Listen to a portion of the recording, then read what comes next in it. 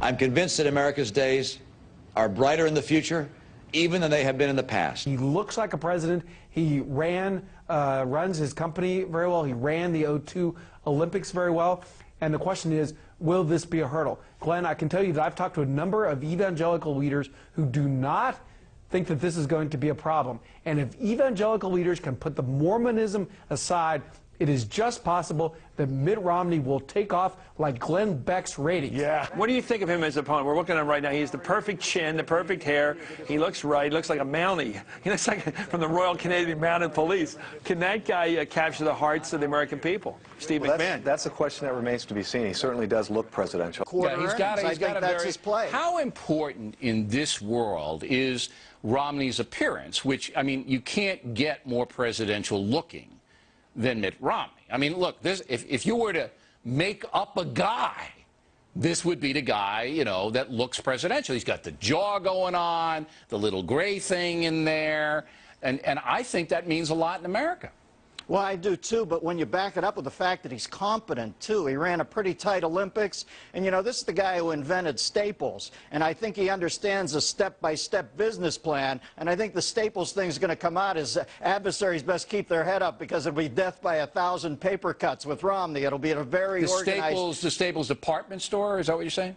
Staples office stores, I think. Yeah, the office Romney was there at the beginning of that.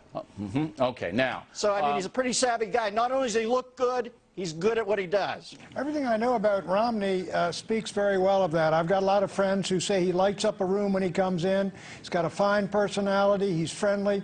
He's an extremely handsome man, as his father was, and he's always got a big smile. Well, he's got a great chin, I've noticed. Does that mean, does that mean he might not have a glass jaw, is what I'm asking. Let's take a look here. I'm afraid his dad did. Governor Romney, respond to the mentioned reference to you by Senator McCain. Thank you. Of course we get Osama bin Laden and track him wherever he has to go and make sure he pays for the outrage he exacted on America. Do we move heaven and earth to do it? We'll move everything to get him. But I don't want to buy into the Democratic pitch that this is all about one person, Osama bin Laden. Because after we get him, there's going to be another and another. This is about Shia and Sunni.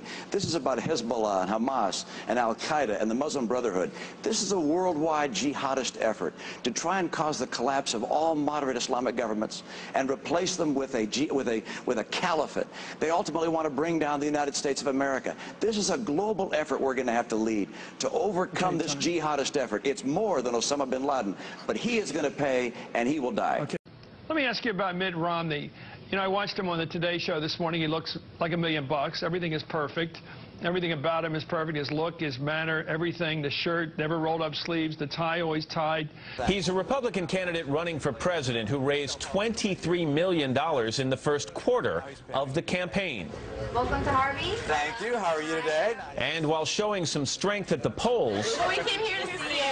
many say he even looks presidential. Nice to meet you. Matt, I think your interview and your analysis is exactly on target.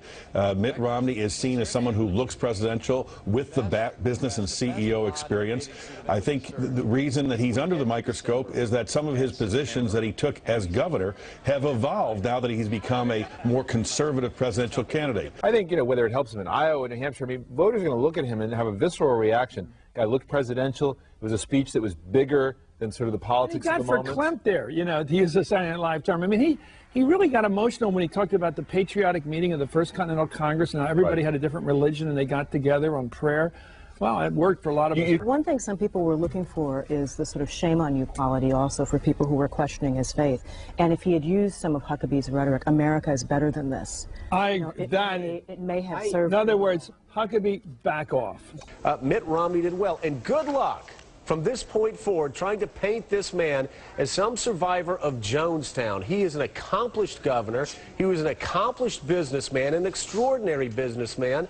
And this, as we say in the South, with evangelicals all around us, that dog just won't hunt anymore, and it won't. If you've ever seen his wife and kids, this is a model American family. They're all attractive. They all got the look of the first family look. And the more that he brings that in, the more successful he's going to be. We want to vote for a family person. We want to vote for a family man or family woman.